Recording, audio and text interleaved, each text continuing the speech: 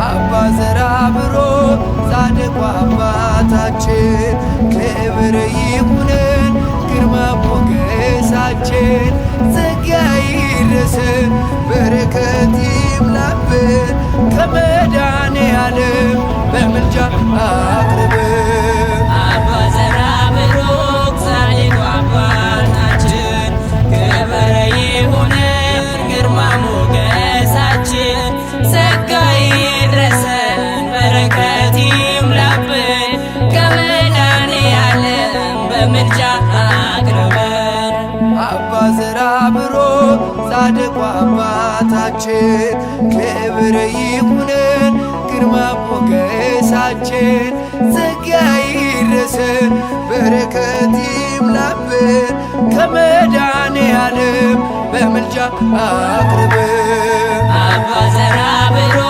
ጻድቁ አባታችን ክብር ይሁነን ግርማ ሞገሳችን ጸጋ ይድረሰን በረከት ይምላብን ከመድኃኔዓለም በምልጃ አቅርበን ተግቶ የጸለየ ዘርአ ቡሩክ ገና በሕፃንነት ዘርአ ቡሩክ ዓይኑን ያሳወረ ዘርአ ቡሩክ በእምነት በጸሎት ዘርአ ቡሩክ ልዩ ነው ታምሮ ልዩ ነው ሥራው አባ ዘራብሩክ ጻድቁ አባታችን ክብር ይሁነን ግርማ ሞገሳችን ጸጋ ይድረሰን በረከት ይምላብን ከመድኃኔዓለም በምልጃ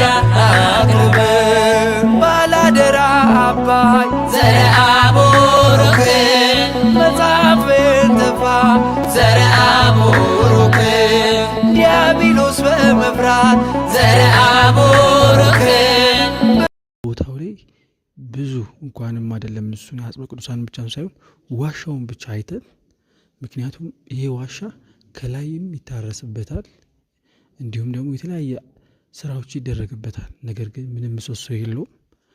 ከጥግ እስከ ጥግ ሰፊ ነውና ምንም የሚታይ ነገር የለውም፣ ጥግም የለውም በእርግጥ እና እማሆይ እንዳሉን ከዋሻው በስተ ግራ በኩል አንድ ዋሻ ከዋሻው በስተግራ በኩል ሊሰራ የታሰበ 12 ቤተ መቅደስ አለ። ከነዚህም ቤተ መቅደሶች መካከል አንደኛው የመንፈስ ቅዱስ ቤተ መቅደስ ነውና ይህ ቤተ መቅደስ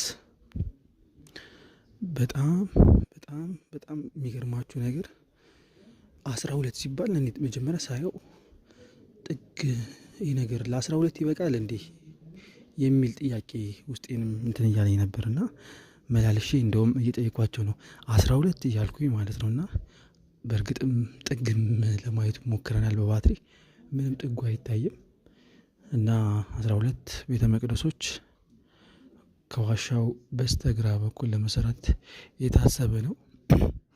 እናም በቦታው የተለያየ የተባረከ የተቀደሰ ቦታ ለማየትም ችለናል።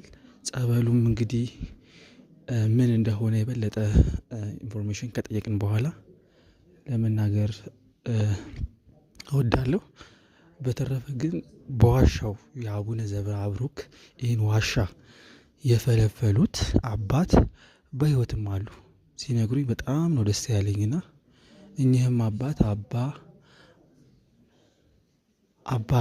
አባ ገብረ መስቀል ይመስሉኛል፣ ይቅርታ ካሳሳትኩኝ።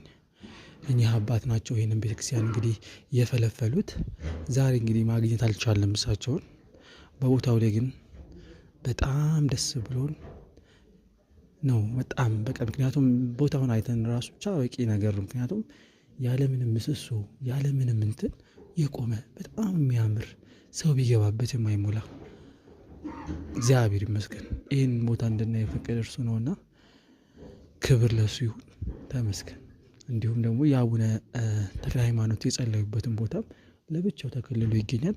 ይህን ቦታም ለማየት ለመሳለም ችለናል ማለት ነውና እንግዲህ እግዚአብሔር የፈቀደውን ሁሉ አድርጓል።